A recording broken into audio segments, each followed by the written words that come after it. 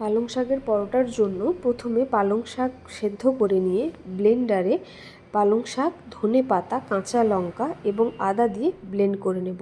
এরপরে আটাতে আপনারা চাইলে ময়দাও ব্যবহার করতে পারেন। আটাতে সামান্য একটু নুন এবং সাদা তেল দিয়ে ভালো করে মিশিয়ে নেব।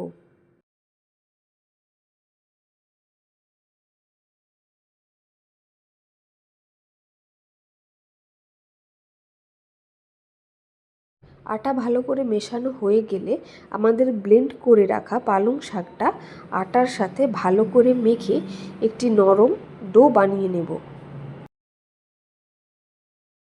ডো শক্ত হয়ে গেলে প্রয়োজনে সামান্য জলও মিশিয়ে নেওয়া যেতে পারে।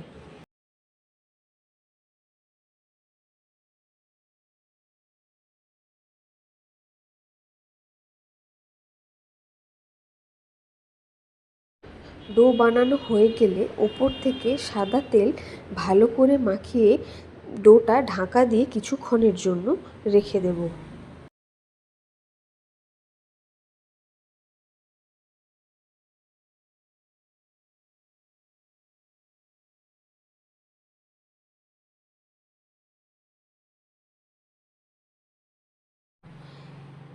এরপর ডো থেকে গোল গোল লেচি কেটে আপনারা আপনাদের পছন্দসই শেপে পরোটা বানাতে পারেন। আমরা 3 কোনা বানিয়েছি, আপনারা চাইলে গোলও পরোটা বানাতে পারেন।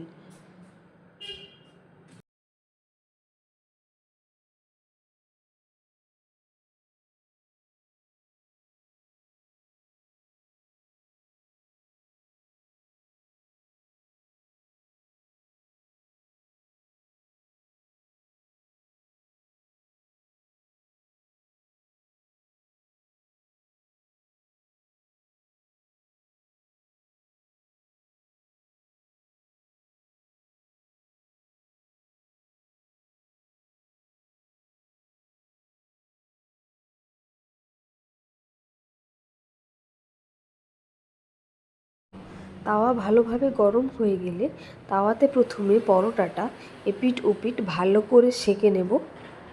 সেঁকে রাখা পরোটা চাইলে আপনারা ফ্রিজে স্টোরও করে রাখতে পারেন।